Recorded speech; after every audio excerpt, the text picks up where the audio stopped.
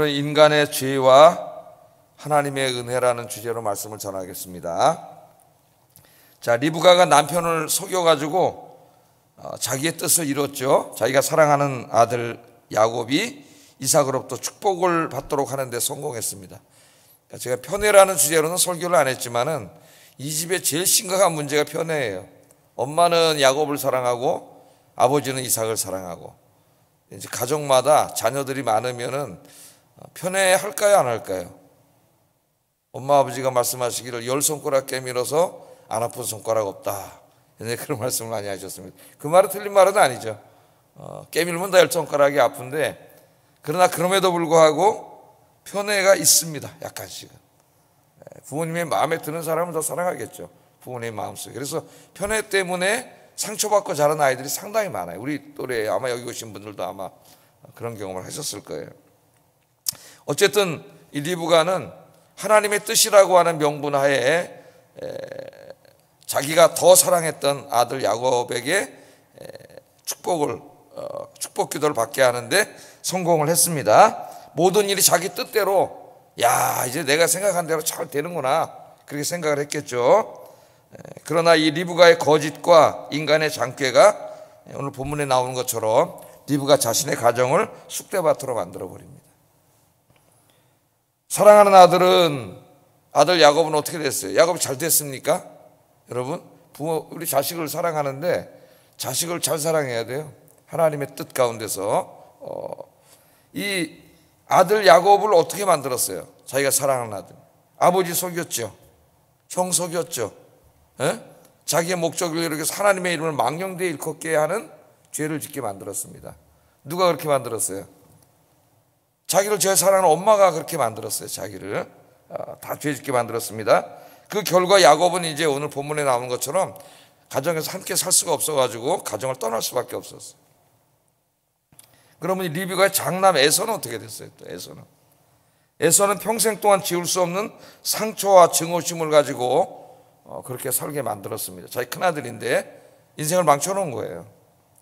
부모와 동생을 원망하면서 오늘 본문에 보면 점점 빗나간 인생을 삽니다. 이 에서가. 리브가 자신도 오늘 결국 어떻게 됐습니까? 그거만 잠깐 속이면은 야곱이 복을 받게 하고 그 다음에 그냥 그걸로 끝날 줄 알았어요. 그냥. 뭐 에서가 좀 화를 낼 수 있겠지만은 뭐 그러다 끝나겠지, 단순하게 이 사람이 생각을 했습니다. 근데 사태가 엄청나게 커지고 있어요.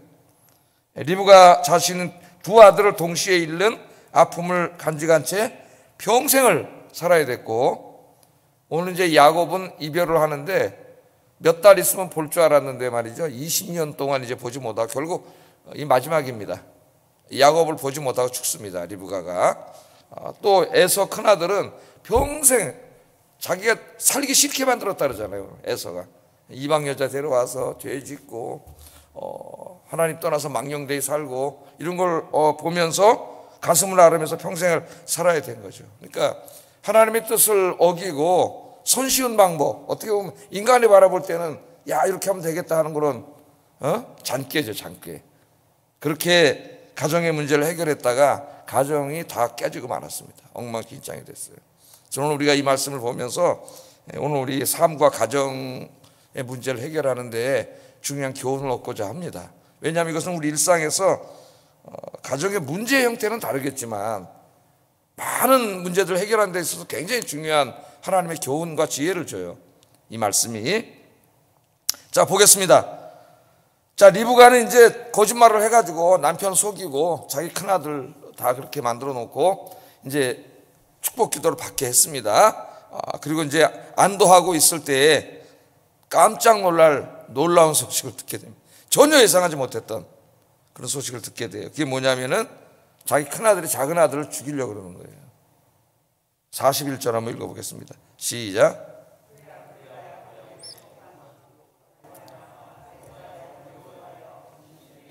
아버지를 곡할 때가 가까웠은즉 내가 내 아우 야곱을 죽이리라 하였더니. 그러니까 이제 이 불효막심만이 나오잖아요. 아버지를 곡할 때 갖고 왔다니, 아버지 죽을 때가 갖고 왔다는 거죠. 예? 자, 아버지만 죽으면은 저놈의 새끼 내가 가만두지 않겠다. 자식이라고 지금 쌍둥이 아들 둘밖에 없습니다, 지금. 예?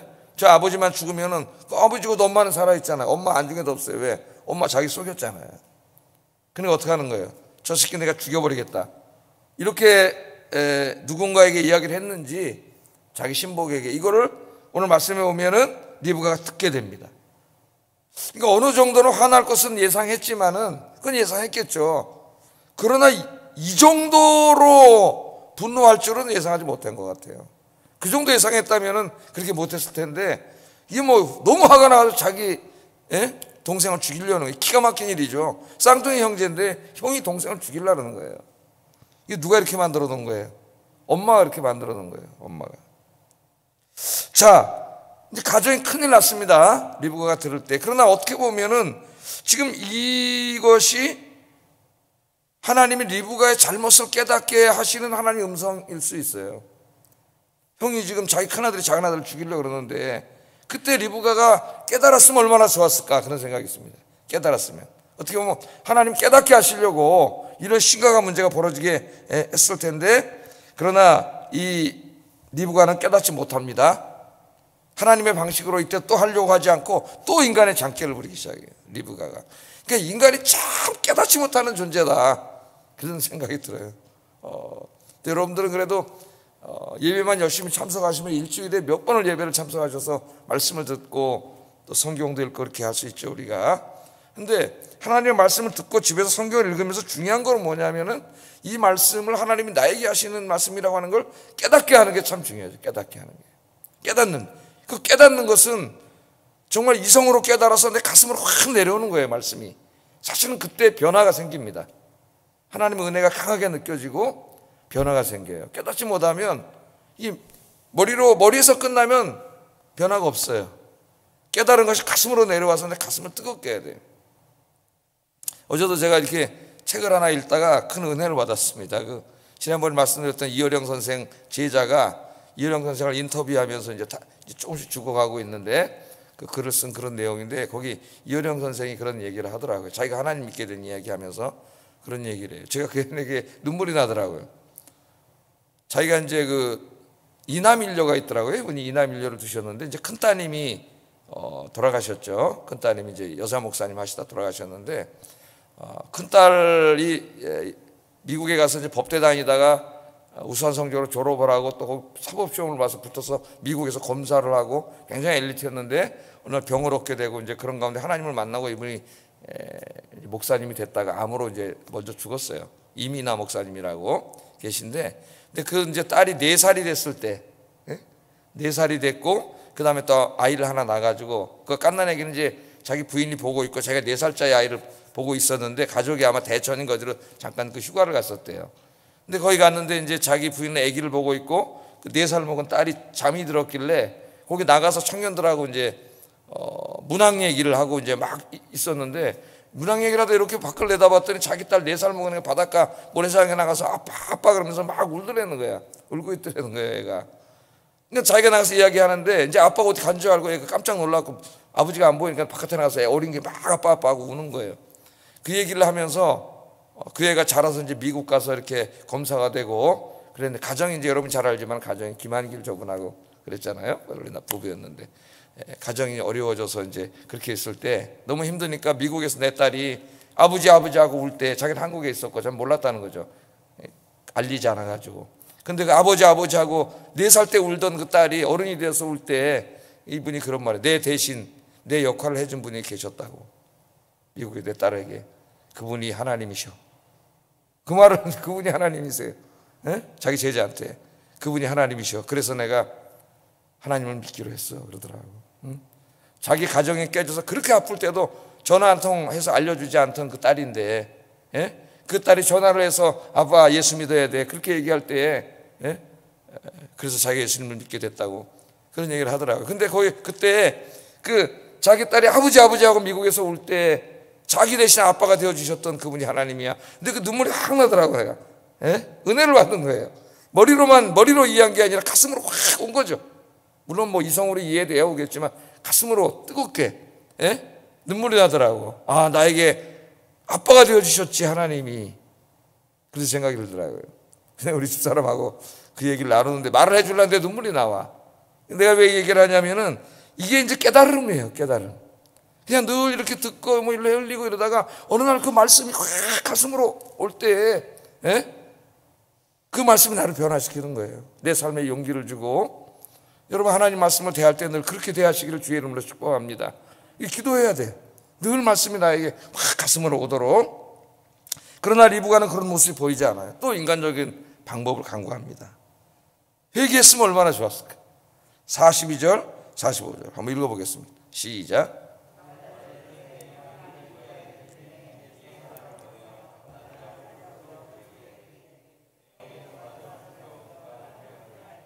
내 아들아, 내 말을 따라 일어나 하란으로 가서 내 오라버니 라반에게로 피신하여 내 형의 노가 풀릴 때까지 몇 달 동안 그와 함께 거주하라.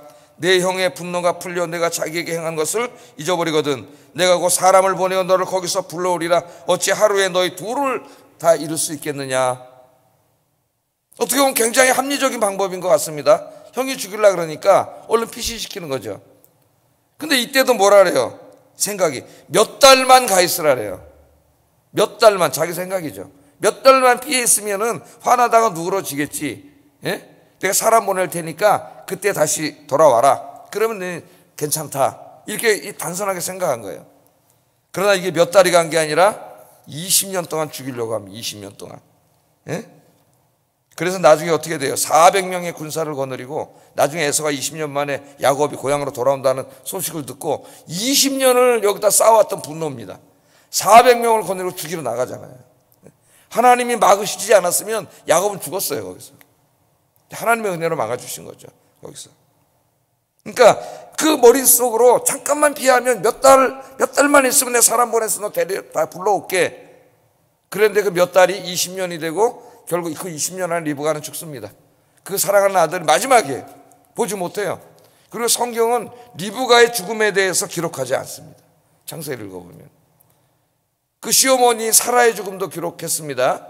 이제 나중에 며느리가 될 그 레아와 라헬의 죽음도 기록을 해요. 그런데 리브가의 죽음은 기록되어 있지 않습니다. 그것은 리브가가 지은 죄가 얼마나 큰 죄인가를 우리에게 보여주고 있어요. 이 말씀 속에. 하나님의 방법대로 하지 않고 인간의 방법대로 우리가 할 때 처음에는 잘 되는 것처럼 보여요. 사탄이 우리에게 지금도 써먹는 방법입니다. 가정에 문제가 생기고 이런저런 삶에 문제가 생겼을 때 사탄은 항상 손쉬운 방법, 굉장히 인간이 볼 때 효과적인 것처럼 보이는, 효율적으로 보이는 방법을 제시해줘요. 그건 뭐 목회도 마찬가지입니다. 목사에게. 거기에 혹하고 물어버리면 사탄의 덫에 걸리는 거예요. 우리는 그런 손쉬운 방법일수록 다시 한번 생각해 봐야 돼요. 내가 그렇게 행동하려고 하는 것이 얼마나 손쉬운 방법이냐, 아니면 얼마나 효율적이냐, 그런 걸 생각하기 전에 더 먼저 생각해야 될 게 있어요. 내가 이렇게 행동하려고 하는 것이 과연 하나님의 뜻에 합당한가?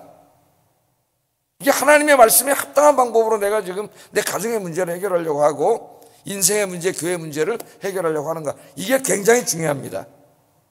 그러나 리브가는 그렇게 하지 못했습니다. 제가 실타래 얘기하잖아요. 실타래. 우리 어렸을 때 어머니가 털실 이렇게 똑똑똑똑 옛날 감아가지고, 저도 어렸을 때 우리 어머니 시켜서 감아봤는데 며칠 손으로 이렇게 감았다가 어느 정도 되면 싹 빼가지고 또 이렇게 감았다가 이렇게 감았다가 나중에 동그랗게 이렇게 되는데, 잘못 감 미스커에 가보면 이제 슬슬 풀리다 딱 엉키는 데가 있죠. 실이. 그럼 이제 성질이 좀 급한 사람은 어떻게 해요? 막 잡아당기면 맨 처음에 잘 나옵니다. 그냥 술술술술 잘 나와. 좀 이따 되면 어떻게 돼요? 꽉 해서 뭉쳐가지고 나머지는 버려야 돼요. 꽉 이렇게 뭉치게 되죠. 그걸 순리대로 이렇게 살살 좀 시간이 걸리더라도 풀려야 되는데, 우리가 우리 인생의 문제들 그렇게 풀려고 할 때가 있어요. 그런데 굉장히 손쉬운 방법이고 그렇게 하면 잘 될 것 같아요. 그렇잖아요. 리브가는 어떻게 보면은 나는 하나님의 뜻을 행하고 있다고 그렇게 항변하고 있을지도 모릅니다. 그러나 그 방법도 알아야 된다 그랬죠. 하나님의 뜻을 행하는 데 있어서는 그 방식도 하나님 뜻이어야 돼요. 근데 리브가는 그렇지 못했어요. 자, 여러분 예를 들어서 다윗을 한번 생각해 보십시오.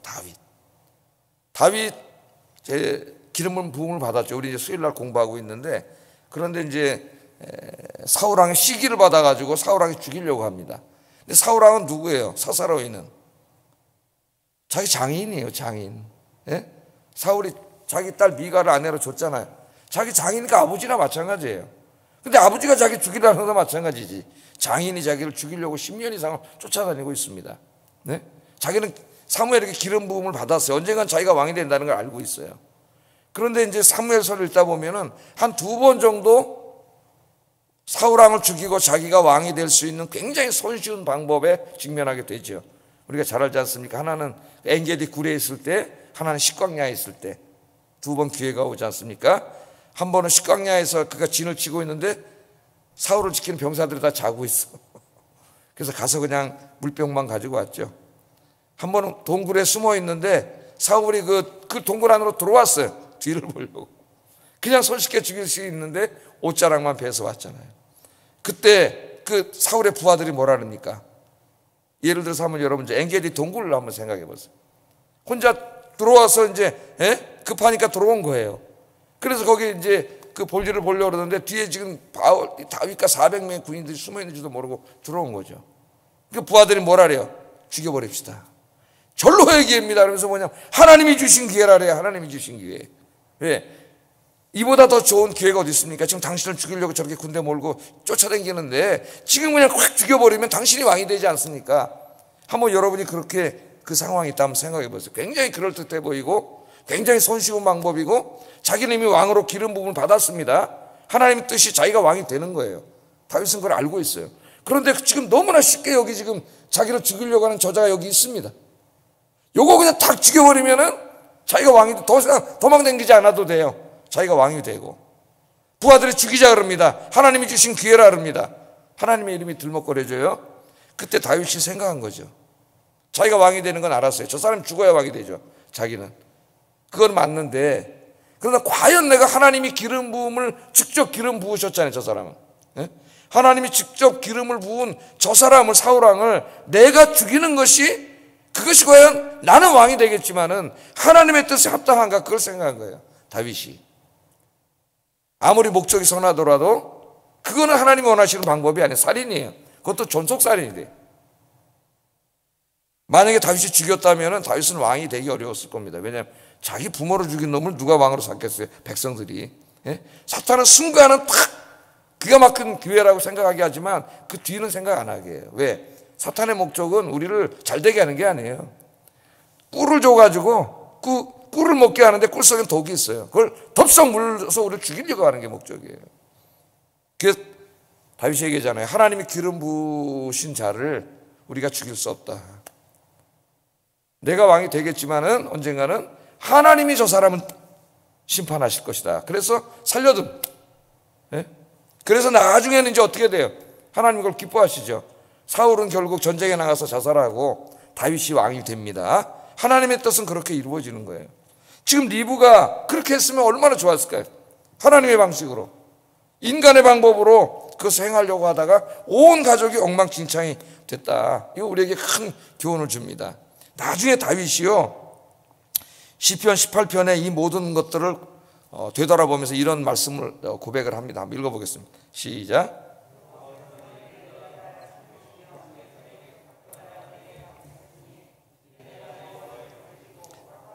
내 하나님을 떠나지 아니하였으며 그의 모든 규례가 내 앞에 있고 내게서 그의 율례를 버리지 아니하였음이로다.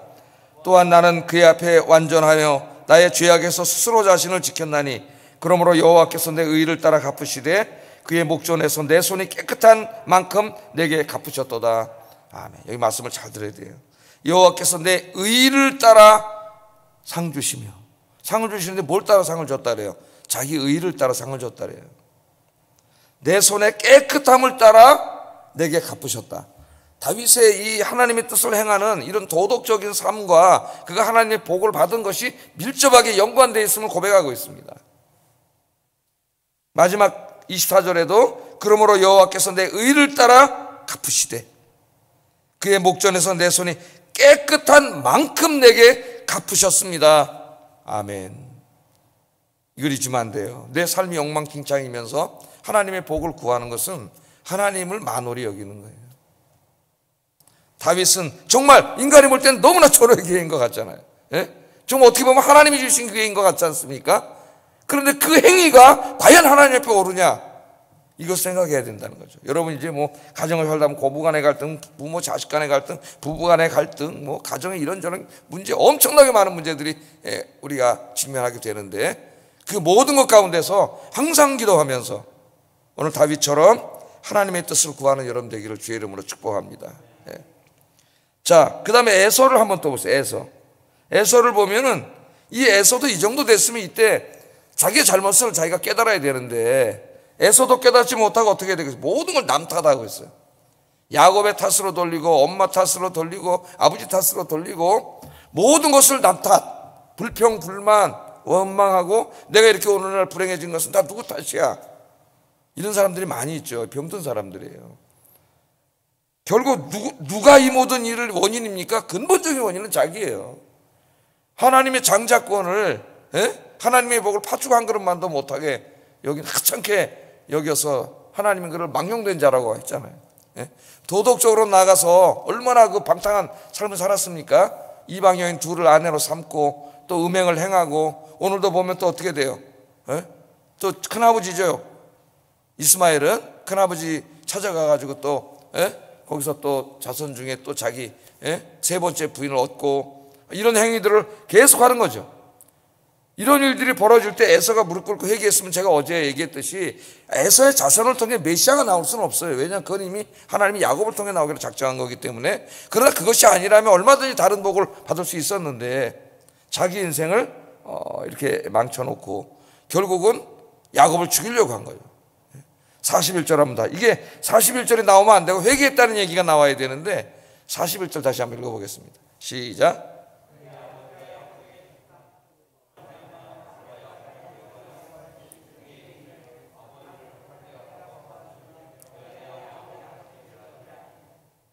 내가 야곱을 죽이리라. 자기가 그렇게 된 게 야곱 때문이라고 생각하고 있어요. 물론 어느 정도는 맞을 수도 있습니다. 속였기 때문에. 그러나 이 모든 일이 벌어진 게 자기 때문에 벌어진 거예요. 자기 때문에. 남 탓하고 남 원망하고, 그러기 전에 먼저 하나님 앞에 무릎 꿇고, 내가 하나님의 복을 팥죽 한 그릇만도 못하게 여겼습니다. 하나님, 내가 도덕적으로 나가서 음행을 행하고 방탕한 삶을 살았습니다. 나를 용서해 주세요. 이렇게 회개를 해야 되는데, 인간은 참 자기의 잘못을 깨닫지 못하는 존재예요. 자기 잘못한 건 잘 몰라. 늘 남 때문이야. 남 탓하고 뭐 부모 탓하고. 요새 젊은이들이 뭐 금수저 흑수저 한다는데, 흑수저라고 그런다는 건 부모 탓하는 거 아니에요. 결국 내가 가난한 부모 만나서 내가 이렇게 됐고. 그게 병든 마음, 병든 마음. 자기가 다 그렇게 만들어 놓은 거예요. 그래서 우리들은 늘 우리 인생을 바라보면서 남 탓하지 말고 자기 자신을 바라보면서 항상 기도하면서 내가 하나님 앞에 잘못한 게 없는지, 말하나 행동하나 자기 허물을 바라보고 하나님 앞에 바로 서는 저와 여러분 되기를 주의 이름으로 축복합니다. 결국 이 에서는 남 탓하고 원망하다가 계속 격길로 나가요. 나중에는 자기 동생 야곱을 외삼촌 엄마 쪽이잖아요. 그러니까 외가로 피신시켰다는 얘기를 듣고 그 반발이 나가지고 자기는 어디로 가요? 친가로 가잖아요. 큰아버지 이스마엘 쪽으로 가가지고, 배달의 형제지만 거기 가서 또 죄를 짓는 게 8절 9절에 나오잖아요. 8절 9절 한번 읽어보겠습니다. 시작.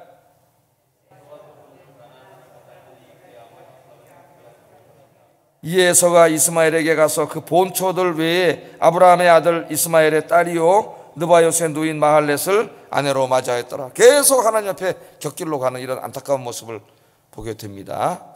남 원망하고 탓하고 그렇게 살지 말고 하나님 앞에 우리 자신을 돌아보면서 우리의 죄와 허물을 회개하고 하나님 앞에 바로 바른 길을 걸어가시는 저와 여러분 되기를 주의 이름으로 축복합니다. 야곱에 대해서는 이제 계속 앞으로 생각해 보겠어요. 야곱 이야기는 계속 나와요. 야곱의 잘못에 대해서는 하나님이 계속 그걸 다 당하게 하시죠. 보응을 받게 하십니다. 자, 리브가의 가정은 이와 같이 하나님 앞에서 엉망진창이 됐습니다. 하나님께서는 그들과 맺은 언약을 그럼에도 불구하고 오늘 본문에 보면은 이루어 가시는 하나님의 은혜의 모습이 나타나요. 자, 에서가 야곱을 즉시로 죽이는 것을 일단 하나님이 막으셨습니다. 자, 아버지 죽으면 죽이겠다 그러잖아요. 그 사이에 피신한 거 아니에요. 그냥 그날 밤에 가서 그냥 죽여버릴 수도 있는데, 화가 막 이만큼 났을 때 가서 죽이잖아요. 성경에 보면 그 이야기가 있습니다. 창세기에 이 창세기는 다 모세가 기록했는데 앞에서는 그 이야기를 기록했어요. 그게 누구예요? 화나서 그냥 때려 죽인 놈이 가인이지. 가인은 지 엄마 아담과 하와가 살아있을 때 지 동생을 들에 끌고 나가서 때려 죽였어요. 그런데 에서는 지금 더 화가 났는데도 아버지 죽을 때까지 내가 기다리겠다 그러잖아요. 뭐가 차이가 있을까요? 아벨은 훌륭한 믿음의 사람이었지만 약속의 담지자는 아니에요. 그러나 지금 야곱은 이미 아브라함의 복을 어떻게 해요? 받기로 한 약속의 담지자입니다. 하나님의 언약은 야곱을 통해서 이루어져야 돼요. 그래서 하나님이 야곱을 지켜주시는 거예요. 네? 가인이 아벨은 죽였지만 여기는 못 죽이는 거예요. 하나님이 막으셨어요. 그래서 나중에 야곱을 통해서 이제 12지파, 12아들이 생기고, 그죠? 그 중에서 이제 유다 지파 중에서 다윗왕이 나오고, 다윗왕을 통해서 그 후손들 중에 누가 나와요? 마태복음 1장을 읽으면 메시아인 예수님이 탄생하게 되었습니다. 할렐루야. 인간의 삶이 이와 같이 엉망진창임에도 불구하고 우리 하나님께서 이걸 다 지켜주시고, 그 다음에 야곱이 축복을 받을 때는 이 이삭이 애선 줄 알고 축복을 한 거예요. 축복은 했지만 애선 줄 알고 축복을 했잖아요. 그런데 이제는 이 사건을 통해서 이삭도 깨닫게 하십니다. 하나님의 언약의 담지자가 에서가 아니라 이삭이라는 걸 깨닫게 하시고 이삭이 제대로 축복을 하죠. 야곱을 떠나보내면서. 그게 1절 4절이에요. 한번 읽어보겠습니다. 시작.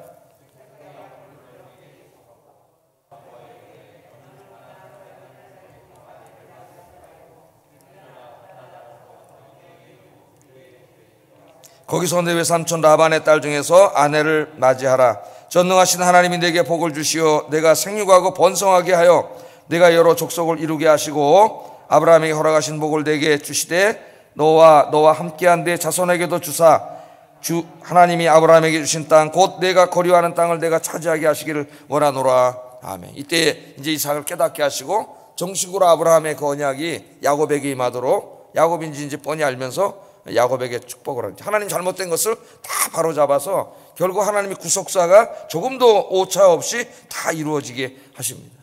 여기 보면 다 엉망진창이에요. 지금 이 집안이. 우리가 죄인임에도 불구하고 어떻게 해요? 하나님께서 우리의 구원을 망가지지 않게 하시고 이 사탄이 다 파괴시키려고 하고 있는데 하나님이 우리를 사랑하셔서 이 구원을 다 이루어 가심을 우리가 알 수 있습니다. 지금 우리에게 적용한 우리가 죄인임에도 불구하고 우리가 살고 있고 말하고 행동하는 거 보면은 우리가 구원받을 자격이 있는 사람이 없어요. 그런 사람들이죠. 그럼에도 불구하고 하나님께서 우리를 구원하시고자 하는 하나님의 구원 계획을 이루어 가신다는 거예요. 지금 하나님이 우리를 붙잡고 있기 때문에 우리가 구원을 받는 거지. 우리에게 맡겨놔 구원이 우리에게 달려있다면, 가톨릭에서 말하듯 우리의 노력에 달려있다면 구원받을 수 있는 사람이 아무도 없어요. 그러다 보니까 저 사람들이 연옥교리를 만들어 놓은 거예요. 교회는 다니지만 저 사람 행동과 삶을 보면 도저히 천국 갈 사람이 아니기 때문에 연옥이라는 거 하나, 성경에도 없는 연옥을 만들어 놓은 거예요. 지옥 갔다 그럴 수는 없고 교회 다녔으니까 그 연옥에 가서 엄청나게 고생하고 훈련받아가지고 거기서 깨달으면 천국으로 갈 수 있다고 하는 연옥을 만들어 놓은 거예요. 그러나 우리가 죄인임에도 불구하고 하나님 우리를 사랑하시고 하나님의 구원은 실패하지 않고 우리를 사랑하시는 하나님의 사랑에서 끊을 수 있는 것, 우리를 끊을 수 있는 것, 하나님의 사랑의 줄을 끊을 수 있는 것 이 세상에 아무것도 없다. 할렐루야. 그게 우리 장로교의 견인교리예요. 견인교리. 하나님의 사랑은 실패하지 않는다. 그겁니다. 우리가 죄인임에도 불구하고. 그래서 그 유명한 칼바르트 신학자는 하나님의 사랑은 항상 그럼에도 불구하고의 사랑입니다. 그러므로의 사랑이 아니에요. 내가 뭘 하나님 앞에 엄청나게 했기 때문이 아니라 내가 죄인임에도 불구하고 그럼에도 불구하고 하나님이 사랑하신다는 거죠. 그래서 기자들이 물어봤을 때 신학을, 성경을 한마디로 말하면 뭐라고 말할 수 있습니까? 그랬더니 바르트가 뭐라 했다 그랬어요. 하나님은 사랑이십니다. 성경에 기록되어 있습니다. 그게 그 신학의 핵심 요체입니다. 내가 그 이어령 선생 책들도 읽어보면 그가 깨달은 하나님은 죄인을 사랑하시는 하나님이에요. 평생 무신론자로 살았던 그가 말년에 성경을 읽고 깨달은 하나님, 그래서 자기가 하나님을 믿게 된 게 뭐냐면 자기와 같은 죄인을 사랑하시는 하나님이에요. 이 세상의 인간 세계에서는 있을 수 없는 일입니다. 그래서 하나님의 사랑은 위대한 사랑이에요. 예수님의 사랑은 위대한 사랑이에요. 그 사랑을 이루기 위해서 자기의 목숨까지도, 자기 외아들까지도 내어주는 사랑, 우리 인간에게는 불가능한 사랑입니다. 이 사랑에서 우리를 끊을 자가 없다고 바울은 이야기했죠. 마지막 로마서 8장 38절 39절 읽어보겠습니다. 시작. 천사들이나 권세자들이나 현재일이나 장래일이나 능력이나 높음이나 기품이나 다른 어떤 피조물이라도 우리를 우리 주 그리스도 예수 안에 있는 하나님의 사랑에서 끊을 수 없느니라. 아멘. 기도하겠습니다. 자, 말씀을 요약하고 기도의 제목으로 삼겠습니다. 인생과 가정의 모든 문제에 있어서 항상 기도하며 하나님이 기뻐하시는 방법으로 문제를 해결하게 하소서. 또 생각하고 또 생각해야 됩니다. 내가 하는 말과 행동이 과연 하나님의 뜻에 합당한 것인지. 두 번째, 남 탓하고 하나님 탓하는 어리석은 인생의 태도를 버리고 먼저 자신을 돌아보고 하나님 앞에 바로 서게 하소서. 세 번째, 내 인생의 모든 것이 하나님의 은혜임을 알고 늘 감사하는 삶을 살게 하소서. 기도하겠습니다.